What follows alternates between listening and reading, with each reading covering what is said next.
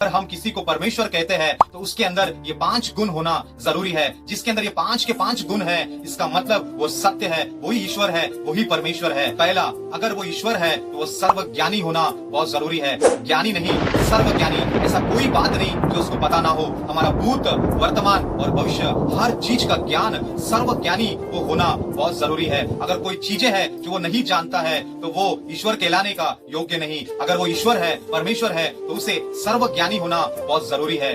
दूसरा, वो सर्वशक्तिमान होना है। ऐसा कोई बात नहीं जो कर ना पाए, ऐसा कोई चीज नहीं जो उसके लिए असंभव हो। हर चीज में, हर काम उसके लिए संभव होना है। वो सिर्फ शक्तिमान नहीं परंतु सर्वशक्तिमान होना है। ऐसा कोई बात नहीं जो कर ना पाए। तीसरा, वो सर्वव्यापी होना है, हर स्थान में उपस्थित होना है। वो कोई चीजों के अंदर बंधा नहीं रहता है, वो सर्वव्यापी है। अगर मैं आकाश में जाऊं तो वहाँ होना है, अगर मैं अधोलोक में जाऊं तो वहाँ होना है, अगर मैं समुद्र के गहराई में जाऊं तो वहाँ वो ईश्वर होना है। जहाँ कहीं भी हम जाए वहाँ पर हमारा ईश्वर होना है, क्योंकि परमेश्वर आत्मा है। वो कोई चीजों के अंदर, कोई वस्तु के अंदर वो सीमित नहीं रहता है, इसीलिए वो सर्वव्यापी होना है।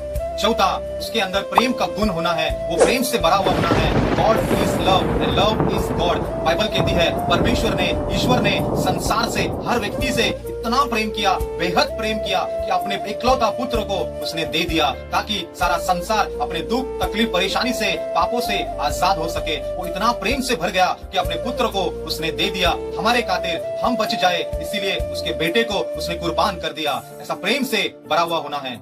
और आखिरी, पांचवा, वो पवित्र रहना है। उसके अंदर कोई भी कलंक नहीं होना है, उसके अंदर कोई भी पाप उसके अंदर नहीं होना है, कोई शारीरिक पाप, कोई संबंध, गलत चीजें उसके अंदर नहीं होना है। ये 5 चीजें हैं जो हमें परमेश्वर को, परमेश्वर होने का, उसको हम योग्य मानते हैं। पहला, वो सर्वशक्तिमान, वो सर्वज्ञानी, सर्वव्यापी, प्रेमी और पवित्र। ये 5 गुण हैं। जैसे हम चीजों को तराजू में रखकर तोलते हैं, वैसे अगर हम किसको परमेश्वर कहते हैं, उसके सामने साष्टांग प्रणाम करते हैं, उसके हम भक्त बनते हैं, उसके हम चेले बनते हैं, उसके हम शिष्य बनते हैं, तो हमारे गुरु के अंदर, उस खुदा रब ईश्वर के अंदर ये 5 गुण होना जरूरी है। अगर किसी के अंदर ये 5 गुण है तो वो सच्चा परमेश्वर है। और बड़े घमंड से और गर्व से कहता हूँ, ये 5 चीज मेरे प्रभु यीशु मसीह के अंदर पाया जाता है। इसीलिए वही सत्य है, वही मार्ग है और वही जीवन है।